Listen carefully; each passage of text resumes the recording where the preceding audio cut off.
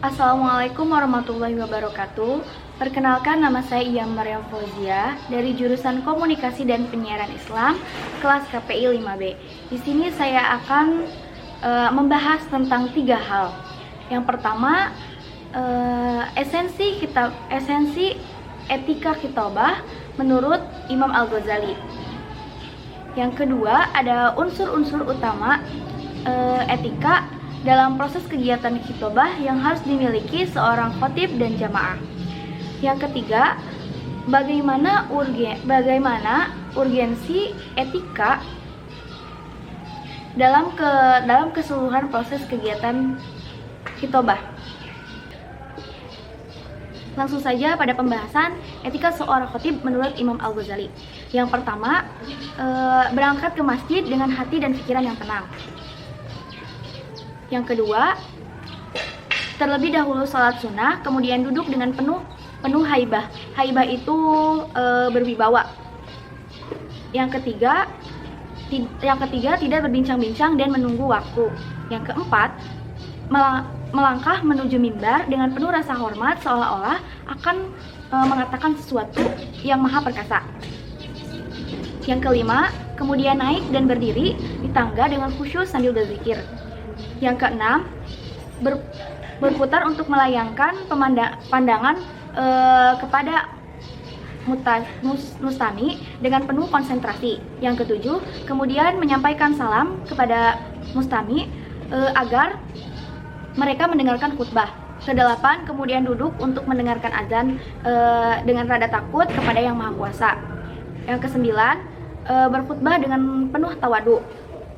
Kesepuluh, tidak menunjuk-nunjuk jari. Kesebelas, merasakan yakni bahwa yang disampaikan itu bermanfaat. 12, memberikan isyarat kepada jamaah agar berdoa. Ke-13, kemudian turun dari mimbar, muadzin telah siap iqomah. Ke-14, tidak bertakbir selama jamaah tenang. Yang terakhir, mulai sholat dengan bacaan ayat-ayat Al-Quran dan tartil. Lalu bagaimana unsur-unsur utama etika dalam kegiatan khutbah yang harus dimiliki seorang khatib dan para jamaah? Yang pertama, berangkat sudah berwudu.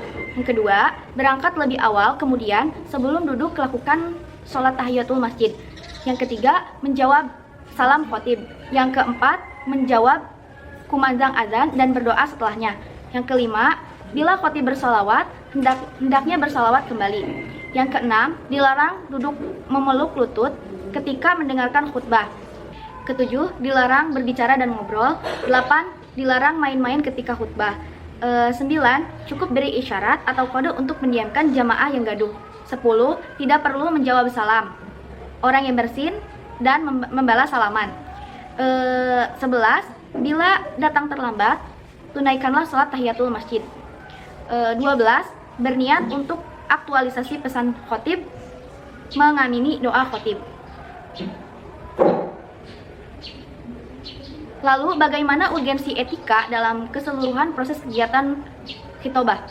Pada posisi khutbah Jumat dijelaskan ada 4, yaitu pertama, sangat sakral. Kedua, khutbah Jumat itu sangat berbeda dengan ceramah atau dakwah yang lain. 3, medium evaluasi mingguan kualitas keimanan dan ketakwaan jamaah. 4, khutbah Jumat merupakan syarat sah sholat Jumat. Lalu ada dalil Al-Quran yang menerangkan bahwa pentingnya melaksanakan sholat Jumat. Yang pertama, Quran surat Al-Jumu'ah ayat 9. Di sana menjelaskan ketika hendak masuk waktu sholat Jumat, segeralah mendengarkan khutbah dan mengikuti sholat Jumat. Selain itu, terdapat pada Quran surat Al-Jumu'ah ayat 11, Allah Subhanahu wa taala menegaskan akan mencela mereka karena mereka berpaling dan meninggalkan khutbah. Lalu terdapat dalil al-hadis riwayat Abdullah bin Umar radhiyallahu anhu, Nabi berkata, khutbah dengan berdiri, kemudian duduk, kemudian berdiri, seperti biasa kalian lakukan sekarang. Lalu hadis riwayat Jabbar bin Samurah radhiyallahu anhu. Rasulullah Shallallahu alaihi wasallam berkhutbah dengan berdiri, kemudian duduk, kemudian berdiri dan berkhutbah dengan berdiri. Siapa saya yang memberitakan kepadamu kalau beliau berkhutbah dengan duduk? Sesungguhnya dia telah berdusta. Sungguh, aku telah sholat bersama beliau lebih dari 2000 kali. Hadis riwayat Bukhari 2589. Lalu dalil Atsor, sahabat dan tabi'in.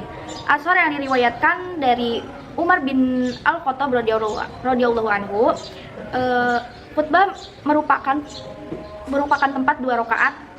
Siapa saja yang melewati dari khutbah, maka hendaklah dia sholat 4 rakaat. Dan riwayat lain, khutbah itu tidak lain dijadikan pengganti 2 rakaat. Jika seseorang tidak mendapatkan khutbah, maka hendaklah dia sholat 4 rakaat. Atsor menunjukkan bahwa 2 rakaat merupakan pengganti dari 2 rakaat sholat zuhur. Oleh karena itu, hendaknya adalah perkara wajib, merupakan bagian dari sholat, begitu pula hukum penggantinya. Sekian penjelasan dari saya, kurang lebihnya mohon dimaafkan. Wassalamualaikum warahmatullahi wabarakatuh.